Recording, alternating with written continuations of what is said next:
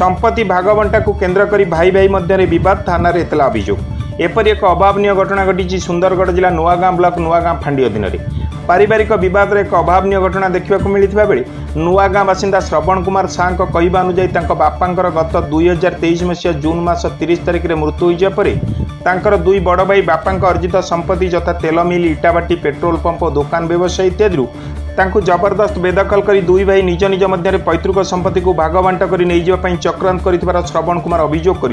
श्रवण कुमार घटना संबंध में गत 9 तारिख में नुआगाँ फांडी में लिखित अभियोग करथिले भी थाना अधिकारी कौन पदक्षेप नेउना तेबे आज किसी कार्यरत सांबादिक ए विषय हाथीबाड़ी थाना अधिकारी को पचारि थाना अधिकारी कहवा अनुसार आज अर्थात जून 13 तारिख दिन नुआगाँ फांडी में श्रवण परिवार समस्त सदस्य उपस्थित रही पारिवारिक गंडगोल समाधान कर सुंदरगढ़ नवीन कुमार प्रधान का रिपोर्ट न्यूज ऑन ओडिया.in मुझे सुरेंद्र कुमार नायक मुझे हाथीबाड़ी थाना आईसी भाव कार्यरत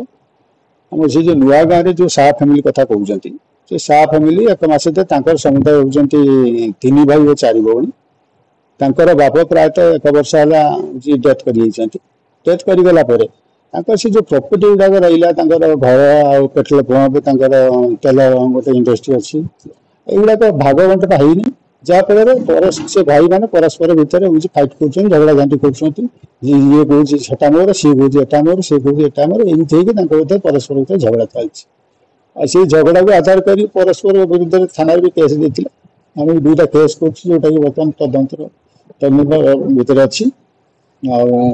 प्रपोजाल दिखाई बारंबार से बाबू तुम जेहतु यहाँ गोटे सिविल डिस्प्यूटा तहसिल ऑफिस में जाए गोटे पार्सन केस फाइल कर पार्सन केस फाइल कले निज निजर सेयार पाइबे एपर्यंत से तहसिल ऑफिस की जाइए पार्सन केस फाइल करना फिर भी जेहेतु परस्पर तो झगड़ा लगुच आम तक आसंता 13 तारिख दिन उभय पक्ष मान समस्त डाकुचे नुआ फांडी से डाक उभय पक्ष आसला भर सब कथा आलोचना है परवर्ती कार्यक्रम कौन कर निष्पत्ति सर से जो श्रवण कुमार जो पिलाटा अच्छी श्रवण कुमार साह सी जन हाउली करछे मते आसी बड़ भाई माने पिटापिटी करथोंती थाना किछि स्टेप नौनाते सर या पूरा कोन करबे नहीं ता बड़ भाई जे सी होची ताको बड़ भाईटा सान भाईटा सी श्रवण सबले बाड़ुची जाफल ता अग्निष्ठ होची 2टा केस होची बड़ भाई एज बहुत सी बर्तमान चलिया पे भी अक्षम तेणु सी बाड़ेबाटा कथा सी होची ढा मिछ कहूची सी बाबत कौन किसी प्रमाण सर श्रवण कुमार ये जो आप बोलते केस अच्छी से काई किसी एक्शन के पर्यंत किसी हेलान नहीं ना श्रवण कुमार रिपोर्ट पर गोटे भाई मान केस होमान तरफ भी गोटे केस उभय केस को बर्तमान पेंडिंग रखा है जेहेतु आम देखु गोटे बड़ सिविल डिस्प्यूट पछर रही तेणु बारंबार प्रपोजाल दिया सिविल डिस्प्यूट निष्पत्ति कर दिया जब निष्पत्ति नहला ताले आम हूँ कार्रवाई आरंभ कर सर मोर ना श्रवण कुमार शाह पिता लेट शालिग्राम शाह मो बापा आइए मो बापा 29 जून 2023 रे डेट करी जाइछंती डेट हैला परे जहाँ भी आम संपत्ति अछि पेट्रोल पंप रु नहीं करी दुकान हैला तेल मिल हैला इटा भट्टा हैला जमी बाड़ी सबु मोर बड़ भाई दीन दयाल शाह लक्ष्मण कुमार शाह सबु धरी बसी मते कहछन तू घर झाड़ी करी चली जा सबु आमर हो गला एबे आमे लीगल हेयर रे मोर माँ अच्छी आउ मोर 4टा भौणी अच्छी आर आमे 3 भाई अच्छे तो सबूटा को एम धरी मु किसी कहले मते घरे भी रही दौना आउ मते सब बेले मिसेस है पुओ है समस्त मिली करी मते धमक चमक दौरान मु एबे एकला अच्छी घरे से माने कैमरा लगे कर रखी मु कौन करुँची सब बेले कैमरा रे देखुंट आ मते भी कैमरा लगेबार मते प्रोटेक्शन दिया जाऊ जेहेतु कि काली मो जीवन रे किसी भी हेले कम से कैमरा रू तो किसी जना पड़ो ना आज्ञा मत कैमरा भी ऑर्डर दिया जाऊ आउ जहाँ भी भाग बंटार जहाँ भी संपत्ति अच्छी आम लीगल हेयर रे समस्त मालिक अच्छु